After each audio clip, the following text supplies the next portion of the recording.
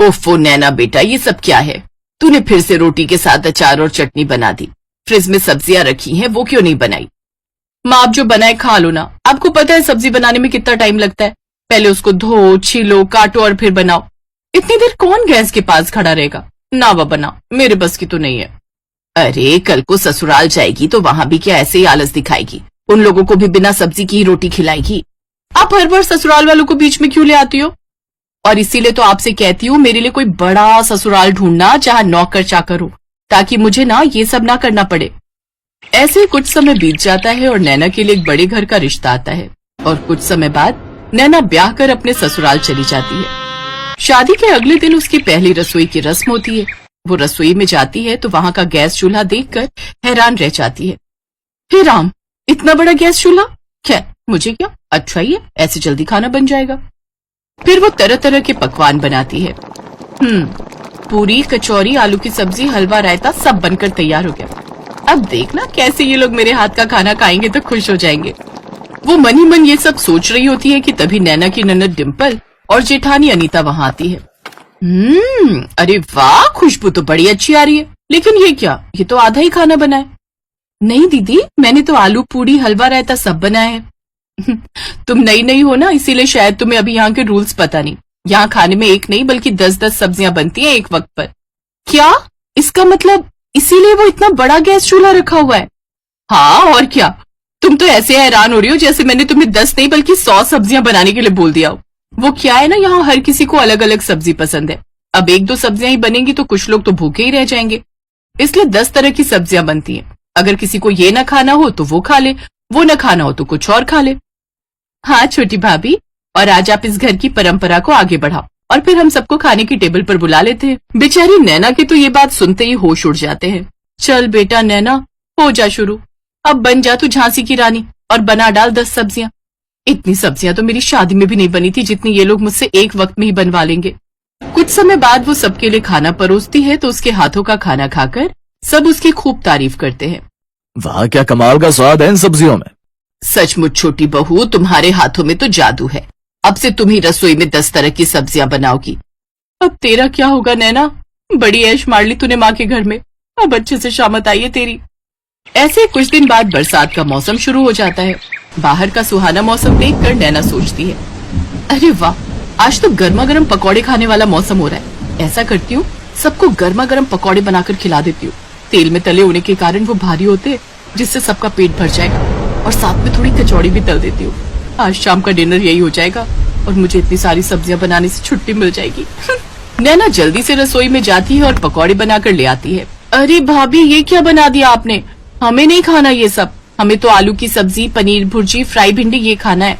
और मेरे लिए कद्दू की सब्जी, खट्टी मीठी वाली, और बैंगन का भरता। और मेरे लिए तुम बीन्स की सब्जी, फ्राई गोभी बना देना। और साथ में अरबी की सब्जी, कमल ककड़ी की सब्जी, और हाँ, करेले भी बना लेना। हे भगवान, इन लोगों में अक्ल नाम की चीज है कि नहीं। बारिश के मौसम में जहाँ सब इस तरह का चटपटा खाना खाने को तरसते हैं, तो वही इन लोगों को अभी भी 10 तरह की सब्जी खानी है। हे भगवान, ये कहाँ आकर फंस गई मैं। बेचारी नैना रसोई में जाकर 10 तरह की सब्जियां बनाने में जुट जाती है। ये लो, ससुराल में मेरी पहली बारिश है, मुझे इसके मजे लेने चाहिए। तो मुझे छोड़कर सारे घर वाले बारिश के मजे ले रहे हैं और मैं यहाँ चूल्हे के पास खड़े होकर जल रही हूँ। गलती भी मेरी है जो पहले ही दिन इन्हें अच्छा खाना बनाकर खिला दिया। पहले पता होता तो लाल मिर्च का सारा डब्बा उड़ेल कर बना देती इनके लिए, फिर कभी नहीं बोलते मुझे सब्जी बनाने के लिए। गुस्से में नैना खाना बना रही थी कि तभी सब्जी का गर्म गर्म छींटा उसकी आंख में लगता है। मेरी माँ। धीरे धीरे उसकी आंख लाल होने लगती है।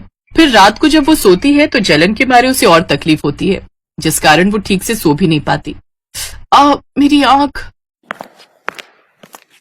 अरे नैना, ये तुम्हारी आंख में लालपन तो बढ़ता ही जा रहा है। मैं आई ड्रॉप डाल देता हूँ, उससे तुम्हें आराम मिलेगा। रौनक नैना की आंखों में आई ड्रॉप डाल देता है, जिससे वो चैन की नींद सो जाती है। लेकिन धीरे धीरे उसकी आंखों में जलन और दर्द बढ़ता जाता है। फिर ऐसे ही कुछ समय बीत जाता है।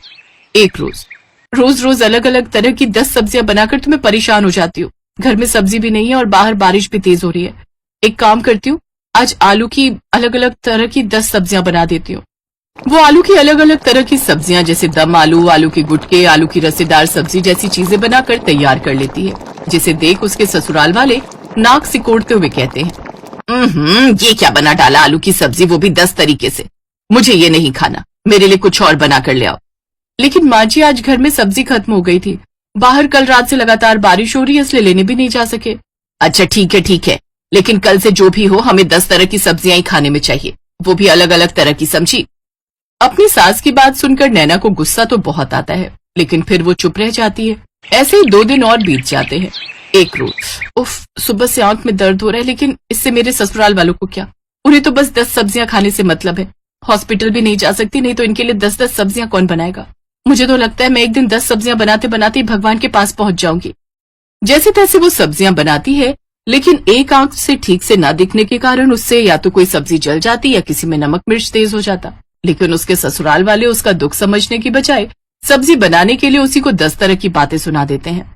लेकिन उसके पति से उसका ये दुख देखा नहीं जाता और वो उसे हॉस्पिटल लेकर जाता है, जहां डॉक्टर उसका चेकअप करके कहते हैं, देखिए इनकी आंख में किसी गर्म चीज का छींटा चला गया, जिस वजह से इनका आधा कॉर्निया डैमेज हो गया।